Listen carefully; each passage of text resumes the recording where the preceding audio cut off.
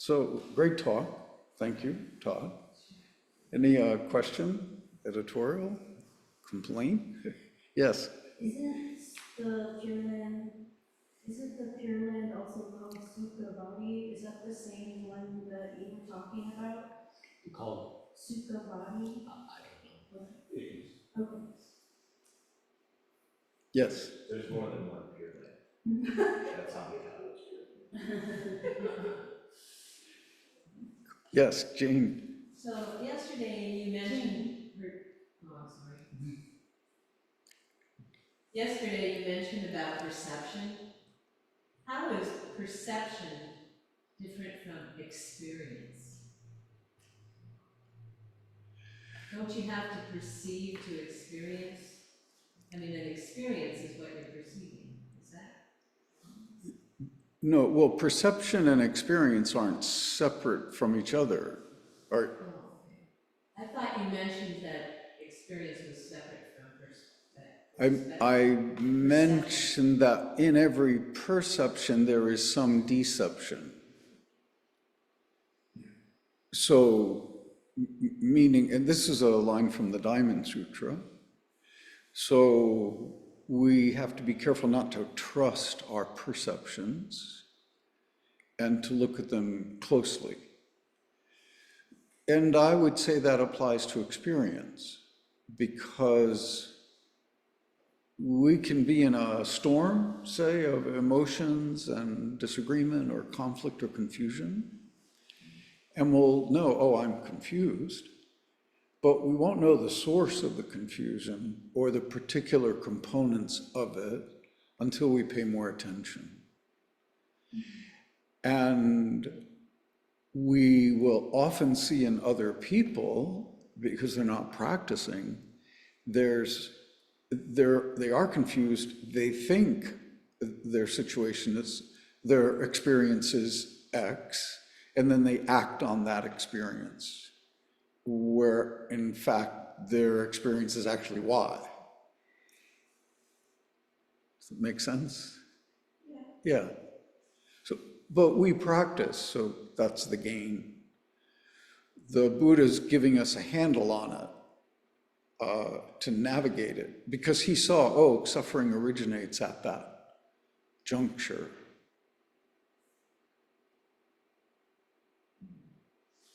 I just thought we were supposed to trust our experience. Yes, yeah, well, we say trust our experience all of the time, and then just do that with attention. Yeah. That's not, I think that's clear teaching to say that. When there is a storm, though, we ask, what is this? Or how is it right now? That's the beginning of finding the layers of the thing we're caught up in.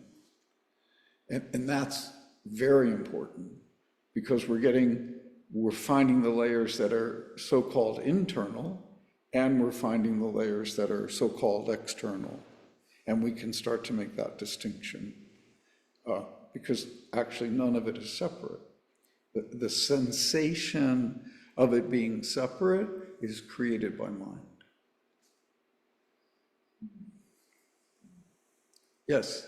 So basically, what you're saying then is we're doing that with our practice, so it's not thinking. It's not like processing it or thinking about it or thinking of this layer. It's just going to happen then with this very simple practice. Yes, Sansanim would often say to us, no mind, no problem. Have mind, have problem. So what about that storm? So the storm is the mind. Yeah, my mind is creating that storm. That's the problem he's referring to, because I'm holding or attaching to that mind that I've created.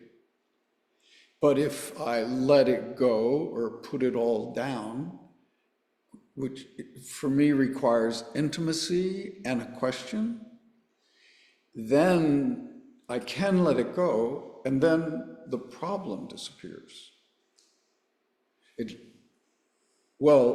may not disappear, but it will transform, and I'll know what to do.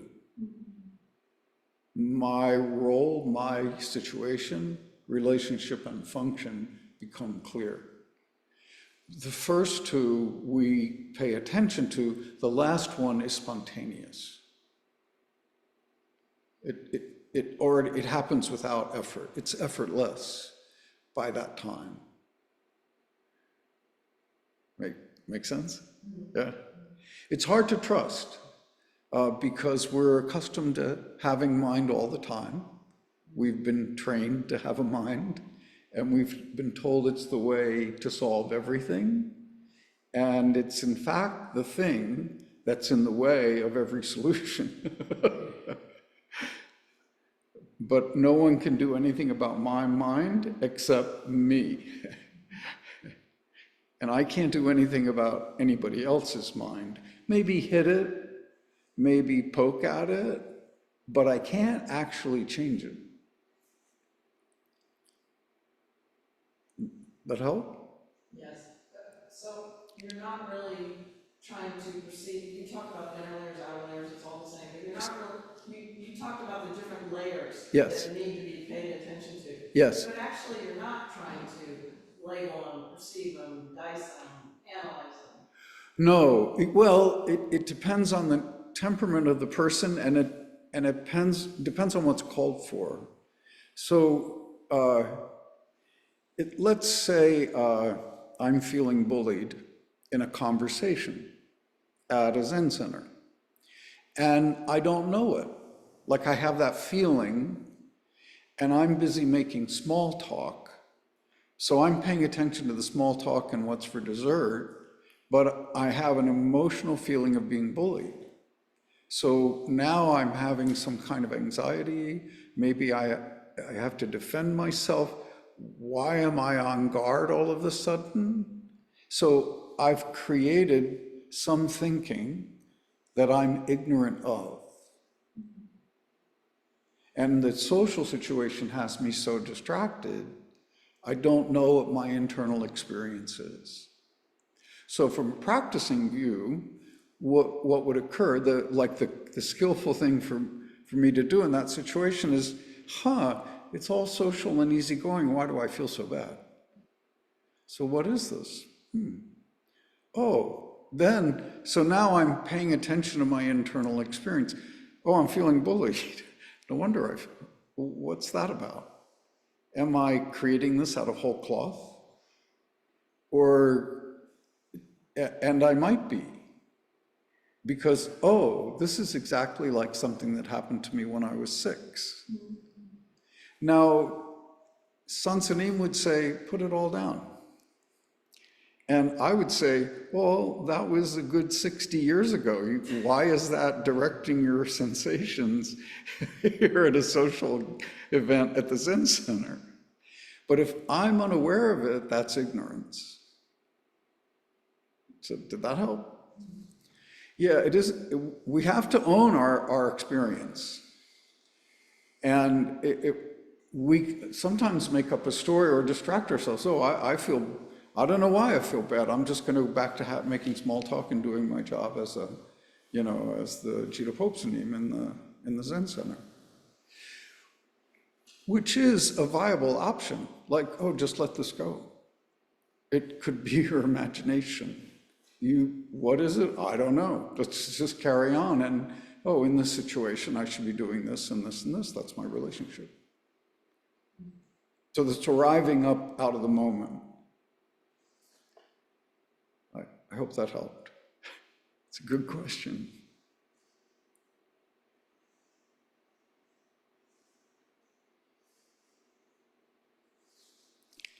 I have a question.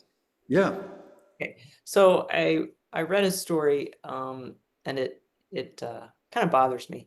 So the story is that there was a monk and talking to Buddha, and there's going to be this war. It was a story in the composting of Zen, or no, composting or your karma, maybe. I don't know, Bob. Bobby ruined. So anyway, so there's this monk, and he's talking to Buddha, and there's these two warring factions, and they're going to have a war, and they know that they're going to fight. And so the monk says to Buddha, "How come you don't stop this? You know, you should do something. You got to do something. This is going to be horrible. There's going to be suffering." And the Buddha says, "Can't do anything. It's their karma. Can't do anything." So the monk says, "Well, I'm going to do something." So he has magical power. So he takes the two factions and puts them in a bowl and carries them up to this heaven where it's supposed to be this beautiful place and serenity and all that stuff, and stays there for the prescribed amount of time for the war to be over.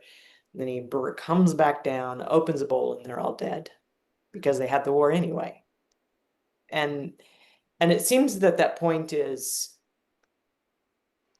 pointing to, well, if your karma is that, that's your karma, and there's nothing anybody can do about it. And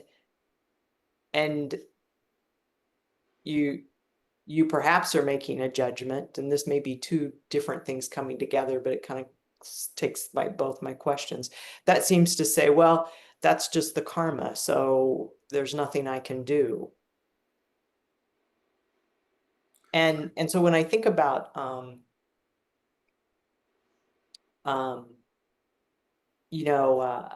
incident that was so I was a teacher, and I was working with a student who was intellectually disabled, nonverbal, and then raped by her grandfather.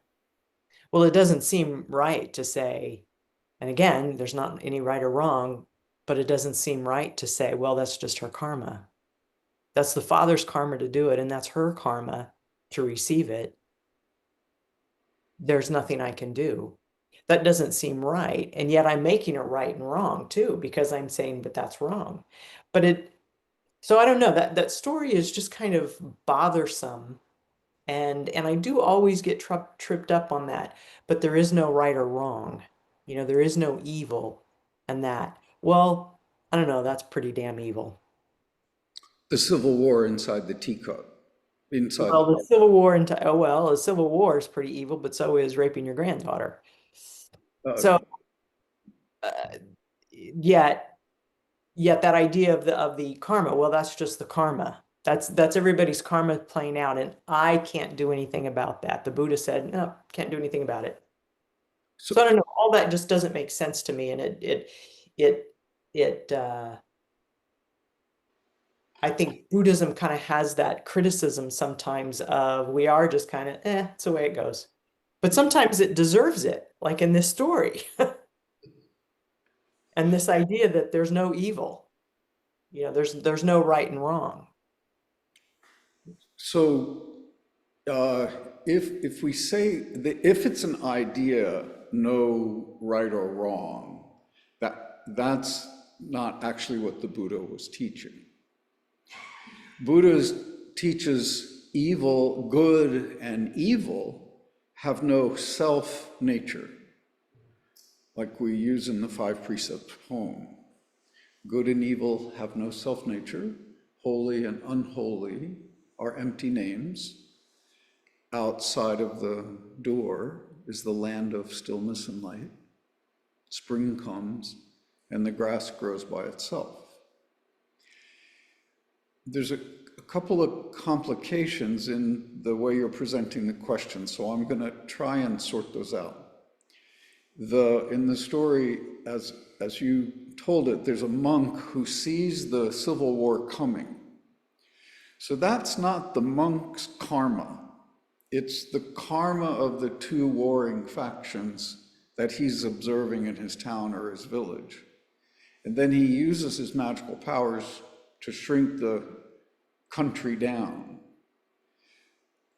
When he lifts the lid and he sees that they've all killed each other, and Buddha says that was merited karma, that you can't change merited karma. The Buddha isn't suggesting they could have stopped that civil war themselves. He's suggesting the monk can't take away the anger and warring components of the people. You tracking? Because it wasn't the monk's karma. He's still alive, right? He didn't go through the Civil War. So we can all agree, oh, something is evil, but it doesn't have a self carrying it out. Causes and conditions have arisen and the evil thing is happening. So Buddha teaches either wholesome actions or unwholesome actions, or skillful means or unskillful means. So if we look at the word wholesome or unwholesome, wholesome means it includes the whole. So the action or the speech is arising out of the whole situation. And skillful or unskillful, upaya, skillful means, that has to come out of don't know, because it doesn't have to, but it needs to come out of don't know so that there's no opposites influencing the action. So it is if Buddha was teaching, oh, you can't do anything about karma, that's a legitimate criticism. But in my experiences, that wasn't what the Buddha was teaching. And it wasn't what the Zen teachers teach or our lineage teach. What they teach is if we look into our karma, we can become free of it in terms of it controlling us, but it doesn't go away. However, once we're free of it, then we can use our karma to help ourselves and help other people. And often our minds go to, oh, well, this is good karma, like this is a really nice Zen center. Most people would call this good karma. And then, oh, if it was a really, let's say a tree fell on it and broke a big hole in the roof, everyone would say, oh, that's bad karma. But that's their minds attaching to good and bad. So if a tree falls on the Zen center, that's just a tree falling on the Zen center. If you look at the hole, lightning struck. The tree fell over. The Zen center was underneath it. So if we don't go, well, that's not good karma or bad karma, what's the wholesome thing to do? Oh, let's cut the tree apart and take it off the roof. Let's file the insurance claim. Let's repair the roof. So it's just situation, relationship, function. If someone's here tearing their hair out, what did we do to get this bad karma? That's a whole story. It doesn't have anything to do with lightning striking. So that's a reduced kind of simple example. A civil war, let's look at the American Civil War. For instance, we earned that war. We worked for it.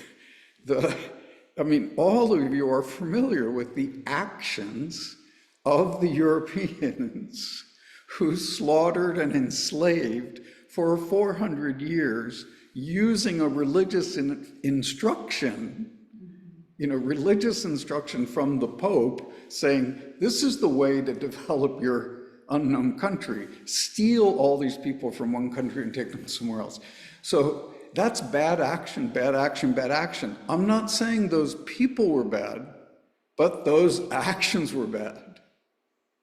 So that bad action bears fruit, and it takes time to ripen. And so we lived through the Civil War as a result of that bad action. And in a case like that, we couldn't take that merited karma away from the southern states. And we couldn't take it away from the northern states. What did one person I saw recently said? Cotton in the late 1700s and 1800s was like oil is today. So we all know how powerful oil is. We all know how powerful an oil reserve is. We all know how powerful the Middle East is. Well, that was the southern states for roughly 100 years. So I'm not a scholar on this. And the only way they produced all that cotton was by enslaving all these people. That's a bad action, bad action, bad action. So it's going to bear fruit, and no one can take that fruit away. And in my view, America as an institution, as a country, is still paying the price of its bad action, bad action, bad action. So there's a kind of wholeness to that. It's not a judgment. That's where we hear it and we think God is judging, but that we're confused. We're taking a template from another worldview and laying it on top of what the Buddha was teaching. So another example of karma, we have an acorn, and it has the potential to become an oak tree and create all the things that are in an oak tree. But the acorn doesn't do it by itself. Water, sunlight, and earth come together. So conditions cause the oak tree. But if we look more deeply, the oak tree helps create the air. And then the air helps create the next oak tree. So this constant interpenetration of the one thing as a seed or a sprout, and then it growing, growing, growing, and becoming the other thing, and then that thing creates the next thing. So we're in this constant interpenetration of phenomenon, and it's going along quite harmoniously most of the time. And then human beings disrupt the harmony. And then when it all collapses, we're going, why? But we're not owning our participation in this. Now, the short way Zen Master Sung Song would talk about this is human beings don't know their job. A tree knows its job. A cow, a horse knows its job. The irises in the garden know their job. They just grow and become irises, and they participate in this constant interpenetration with everything in this completely harmonious way. But human beings appear on the earth and they don't know what they are. They're kind of animals, but they're smarter than that. They're kind of human beings, but they act like animals. They get a little confused. And the Buddha said, the Buddha had this question, why are we suffering? And he came from enormous privilege. But he saw, I'm going to suffer and lose everything at some point. So he's pointing us to the nature of suffering. And then he took this idea of karma, which was already in the population, because it was used to structure Hinduism and keep everybody in their place. And he turned that teaching on its head. He said, karma's not fixed. You can change it. You can transform it. You can become free of it. But you have to practice to do that. Again, back to the Civil War story in the teacup. The people in the teacup weren't practicing. So they were controlled by anger, ignorance, and desire. In the same way, the South didn't practice. In between 1790 and 1890, those people weren't practicing. They were just being controlled by greed, avarice, desire. And so that had a natural result, which we're still resisting. So I'm not sure if that addressed your concern. Yes, it did quite well. Thank you. Oh, great. Yeah, we can change our karma, parts of it. We all have a chance to change the karma that controls us. We can't change the karma we are.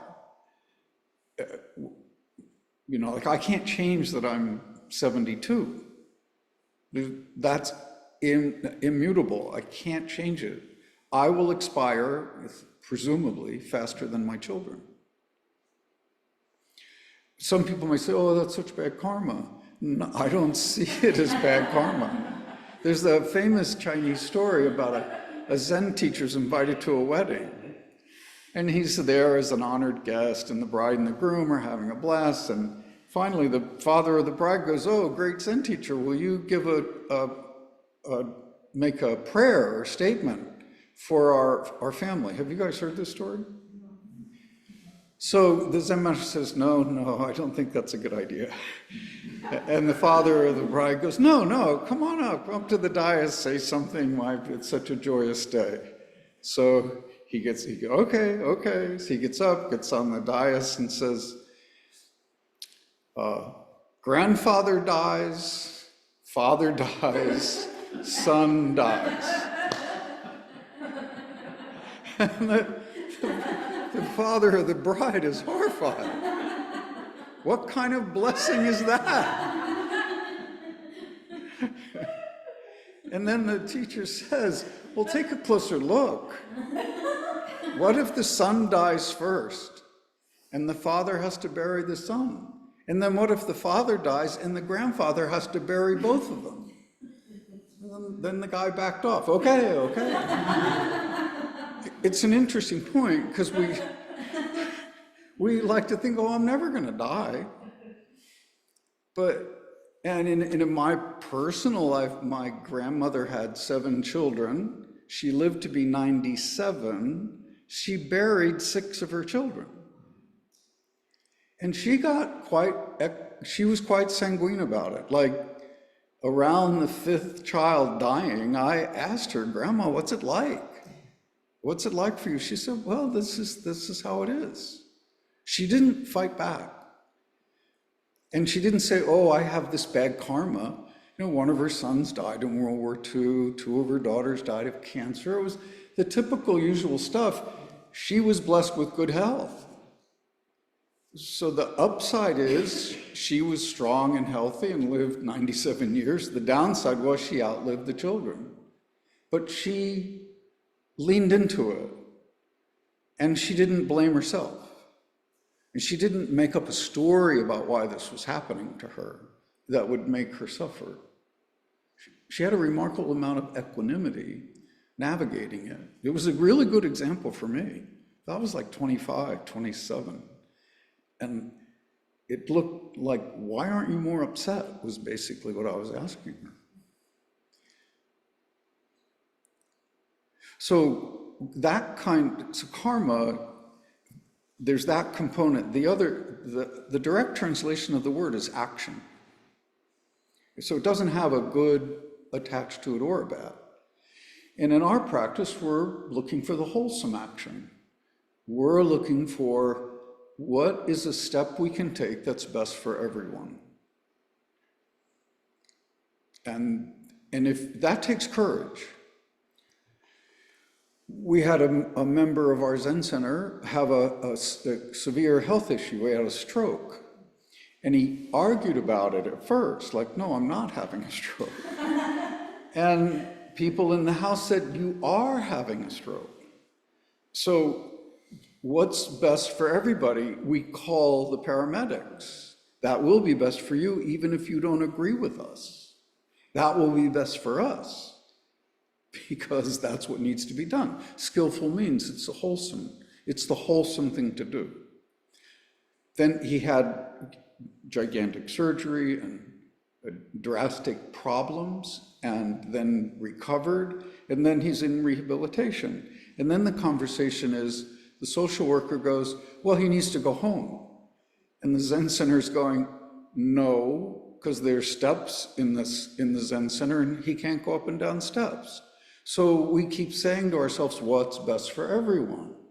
Yeah, Alex definitely needs rehabilitation, he needs to learn to walk. Yeah, so we're going to keep him where he's getting physical therapy, he's getting training, he's getting all of that as recovery from his stroke.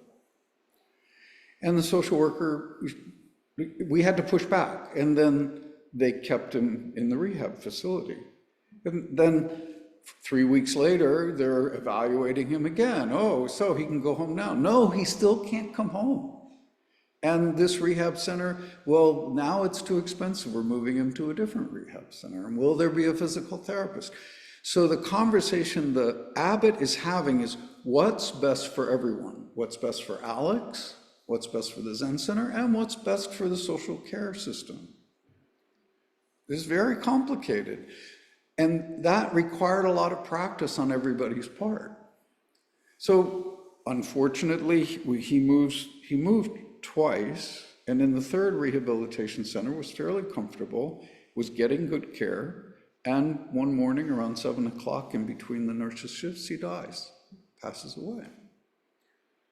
They don't know if it's a heart attack or another stroke, but the process required all of us to always look at the whole and not just go, Alex, this, or social services, this, or Dharma Zen Center, this. You can't narrow in. We had to keep backing out, okay, what's best? What's best for everyone? What does that look like? And that's not easy. That make sense? Another question? Maybe time for one more. Yeah.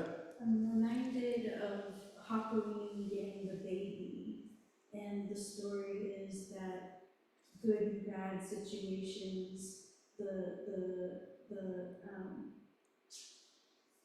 taboo of the monk having a child, Yes. and then being able to give it back to the rightful parent once they sorted everything out. Yes. Helps me with the feeling of bad karma, because it's like, if I'm celebrating the karma, I need to step it back a moment and kind of simmer it. It may be bad karma down the line, and vice versa. Yes, I'm sorry we didn't hand you the mic. It doesn't seem to be on. Oh, Yeah. Yeah. but Okay. The Hakui's story of having a child and the good and bad karma reminded me of this. yes. It's from our point of view, and our practices get wider. It really look at the whole thing, and also not look at appearances. That's the other thing, like the monk was perceived by the village to be behaving very badly, but the villagers were not looking deeply. They were deceived by their opinions about what a monk should be, their idea of the role of a monk. And that caused them to behave really badly. So that's what we're about, just paying attention to. There isn't an absolute, but there's a wholesome way to navigate this conflict and change, or there's a skillful way to navigate the conflict and change. And we almost always say, oh, well, the conflict is caused by Joe and Jill. But the conflict is caused by change. And Joe is just doing what Joe's doing. Jill is just doing what Jill is doing. And so to get to conflict resolution, we have to step back and look at all the causes and conditions that are engaged, that are employed. This is blatantly apparent in our world situation. Everyone is oversimplifying these dynamics, and the extraordinary amount of suffering that's being caused by everyone oversimplifying the conversation to the point that there is no conversation. It's just polarization. So our practice, even when it's sitting silent in a Dharma center in Kansas, is helping that process. Because there's no separation between your exhaling insight and kindness and the people suffering in Gaza. There's no separation. We have a job, and the job is to wake up and we do that by practicing. People in Gaza, they have a job, and they're under this catastrophe and this tragedy, but moment by moment, they have something they can do. It's very different than what we do, but we're not there. And it's hard to accept, and this points a little bit to, it's hard for me to accept, that I'm only 189 pounds, and what can I do? And I live way, way over here. And I don't have wealth, I don't have power. We don't have political leaders who are thoughtful. We don't have Gandhi, we don't have Dr. Martin Luther King anymore. So that's, I would say, is the karma that can't be taken away. So then we can ask ourselves, well, what is the skillful thing to do? And for 20 different people, it's 20 different things. Each person looks inside and finds the thing they can do. We just use the question to do that. And then we trust what appears. Does that make sense? It's really simple. We don't need to look outside. Maybe a teacher or a conversation with someone will inspire us or remind us of choices, but it's the work we do by looking inside that's going to show us our way, show us our path. And that's what we're learning to trust, to help. Okay, I can do this and it might help. Yeah. Thank you so much for your attention and for your practice.